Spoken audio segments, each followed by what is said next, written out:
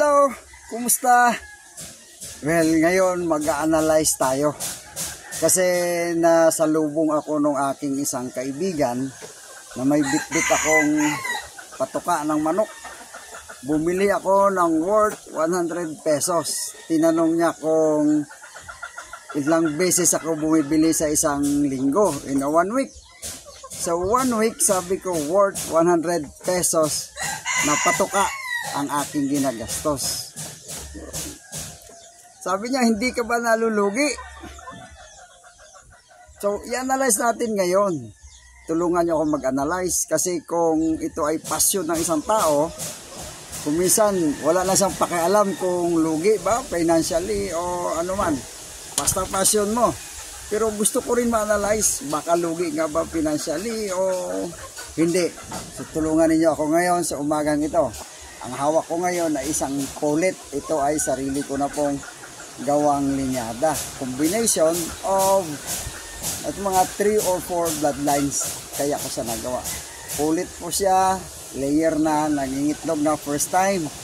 Pero ang laki ng likod, almost 2 kilos. Pulit pa lang siya. Ganito kalalaki ang gusto kong ori naman. So, well, tumingin ako sa palengke, tiningnan ko. Ang isang organic egg ay nagpipresyo ng 10 to 12 pesos, depende sa laki. So, sabi ko, kung ang organic egg ay 10 to 12 pesos ang isa, at weekly gumagastos ako ng 100, abay, malaki pa lang aking tubo. Bakit? Sa ngayon po kasi meron akong 5 inahin na nangingitlog. Ang isa po ay nandito sa pugad na ito. Ayan, nangingitlog siya. Ang isa naman nandito sa pugad na ito. Ayan, yung nasa ilalim na yan. Ang isa, yung pulit na sinasabi ko kanina, ayan siya. Nangingitlog naman siya dyan sa pugad na yan. At itong isa naman, nangingitlog naman siya dyan sa pugad na yan. At ang panglima, dito sa pugad na ito. Meron ding nangingitlog dito sa pugad na ito. Ayan, sa pugad na yan. So ibig sabihin, ayan yung mga inahin na yan. Sila yung mga nangingitlog. Ito hindi pa. Ayan sila. Ibig sabihin, meron akong napoproduce na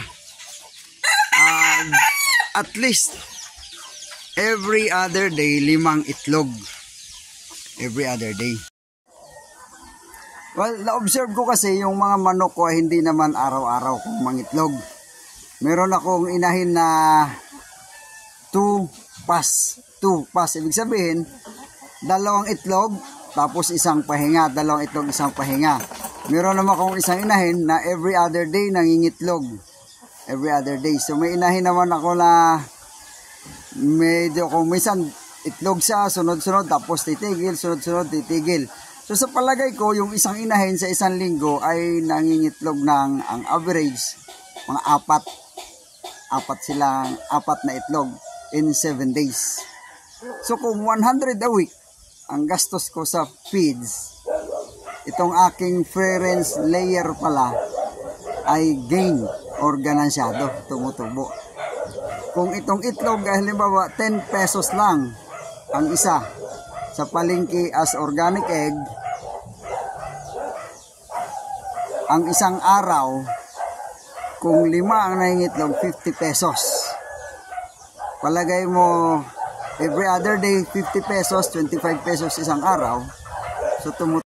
So yan ang analyze ko doon sa aking ay mga free range na layer na hindi naman pala ako lugi sa 100 pesos a week na patuka kung meron akong 5 nangingitlog.